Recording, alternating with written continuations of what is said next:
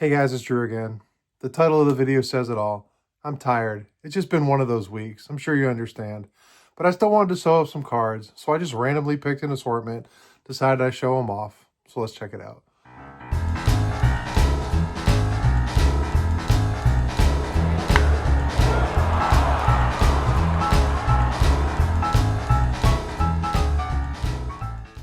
This time of year is my busiest time of the year. As a lot of you know, I have a side business doing some woodworking, and I do a lot of craft festivals and art fairs and things like that.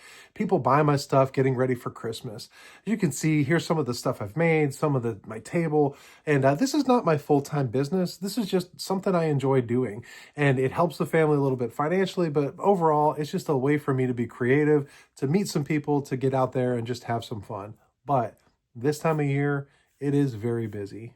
If I'm not at a show, I'm making new products, I'm trying to resupply, I'm finishing up stuff, I'm out there again, I'm shipping things off, and it's just this constant go, go, go. And when you add that on the top of life, of my regular job and family commitments and opportunities, it's just a lot. And I get tired. And I like to come into here and I like to enjoy my cards, and it's sort of a getaway. And I love making videos, but sometimes when I'm so exhausted, it's hard to come up with a topic. It's hard to come up with a theme. And there was definitely happened this time. So I asked my girls, I said, come up with a number between, I don't know, just randomly, between 5 and 20. And they decided on 11. So I thought, you know what? That's what I'm going to do. I literally just went through my racks and counted to the 11th card 11 times and picked out 11 cards. Maybe you've seen them, maybe not. Maybe they have a story. Maybe they're just okay. All of them are my cards. And I thought, you know what? Let's just do a card show. So I'm going to take you over there, show you 11 random cards from my rack, and just, that's my video. So hope you enjoy it. So here they are, really in no order, just the 11th card going in a row. First one that came to, my 1953 Topps, Pee Wee Reese. Of course, I have to have a Reese, but he is a huge part of my collection. And not only that, the next one is my 1952 Topps, Carl Erskine. I only own 2 cards from the 1952 Topps set. It's actually not one of my favorite sets of the vintage sets. And I know that's not a popular opinion, but that's just the way I collect and what I like. So, but there's my Carl Erskine. And then the next one I came across is a card I don't believe I've ever shown off, but this is my Significant Signatures card from Stan Musial. I really, really like this set. I have only 2 cards from the set. I actually have a friend who built the entire set, and it's really cool. I'm sorry, I have 3 of them. But I have the Musial, which is here, and then I also have a Nolan Ryan, and I have the Sandy Koufax. So love this card, and again, never showed it on the channel before, but I am happy to have it. And then another one of my very few autographed or pack-pulled autograph cards was one of the first autographs I ever bought, or big cards I ever bought when eBay first came out. And it is this Ken Griffey Jr. because I always wanted an on-card auto, and I love it. And I've got a number of his signatures, but this may be one of my favorite clean autographs on a card. So I got that one.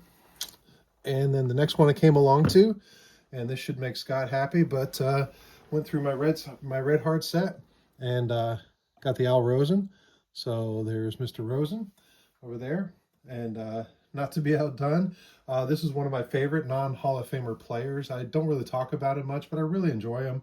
And he's got kind of an interesting story. I should probably do a video on him.